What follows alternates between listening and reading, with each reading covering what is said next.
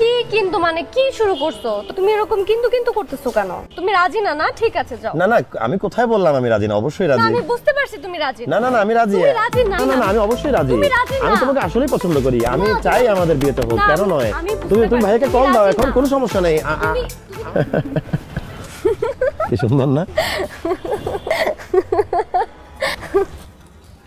কি দেখো? ফাইনালি। কি ফাইনালি? ফাইনালি তোমার সাথে আউটডোর এসে আড্ডা দেওয়ার সুযোগ হলো। সব ছেলেরা এরকম প্রথম প্রথম প্রেমে পড়লে মেয়েদেরকে পটানোর জন্য অনেক কথা বলে। পটানোর কি আছে? তুমি তো পটেই গেছো। পটানো মানুষকে কি পটাবো বলো? যাই হোক, আসলে আমার জীবনে একটাই প্রেম ছিল, সেটা তো পরিণয় হয়নি। এই প্রেমটা হওয়ার পর থেকেই পরিণয় নিয়ে ভাবছি। Just a minute. Sure. Hello ভাইয়া। জি ভাইয়া ভালো আছি, তুমি কেমন আছো? হ্যাঁ হ্যাঁ ঠিক আছে, তুমি আসো, বাসায় এসো, আমি বাসায় আছি। ঠিক আছে, জি বাই। কে? ভাইয়া। কি বলে? ভাইয়া ঢাকায় আসতেছে। ভাইয়া ঢাকায় আসতেছে? তোমার সাথে দেখা করার জন্য। তুমি আমার কথা তাকে বলে দিছো? হ্যাঁ বলে দিছি, একটা মানুষের সাথে সারা জীবন থাকবো, আমার ভাই ওকে দেখবে না? না সেটা দেখবে, কিন্তু মানে কি কিন্তু মানে কি শুরু করছো? তো তুমি এরকম কিন্তু কিন্তু করতেছো কেন? তুমি রাজি না? না ঠিক আছে যাও। না না আমি কোথায় বললাম আমি রাজি না? অবশ্যই রাজি। আমি বুঝতে পারছি তুমি রাজি না। না না আমি রাজি। না না আমি অবশ্যই রাজি। আমি তোমাকে আসলেই পছন্দ করি। আমি চাই আমাদের বিয়েটা হোক, কেন নয়?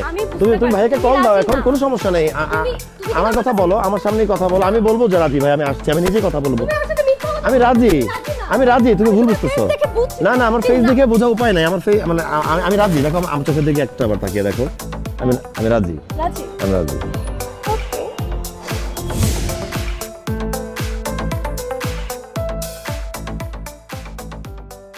ভাইয়া কোনো সমস্যা? না বলছিলাম রাশেদ আসছে, তুমি কিছু বলছো না? না দেখ, এখানে আমার কি বলার থাকতে পারে? তাই না? তোদের বয়স হয়েছে, তোরা নিজেরা সিদ্ধান্ত নিয়েছিস, আর তাছাড়া আমি তো কখনোই তোর কোনো কাজে বাধা দেয়নি বা না করি, তাই না? সো এখানে নতুন করে আমার তো কিছু বলার নেই। ভাইয়া এক্সট্রিমলি সরি, আসলে সবকিছু এত হুট করে হয়ে গিয়েছে। না না এটা তো হুট করে হয়ে যাওয়ারই বয়স, তাই না? এটা হতেই পারে, এটা কোনো বিষয় না। আসলে হয়েছে কি, ওই আমার বাবা মা মানে আমার আব্বা মা মারা যাওয়ার পর যারাকে আমি আমার নিজের সন্তানের মতোই মানুষ করেছি, কখনো আমার আব্বা আম্মার অভাবকে অনুভব করতে দেয়। আর কত হবে ওর বয়স তখন? হ্যাঁ তোর মনে আছে? 7-8, রাইট? 7। হ্যাঁ, এরপর থেকেই আমি ওর বাবা, আমি ওর মা। ওকে কখনো বাবা মার অভাব অনুভব করতে দিই। ও যা চেয়েছে, যা করতে চেয়েছে, ওকে তাই করতে দিয়েছে।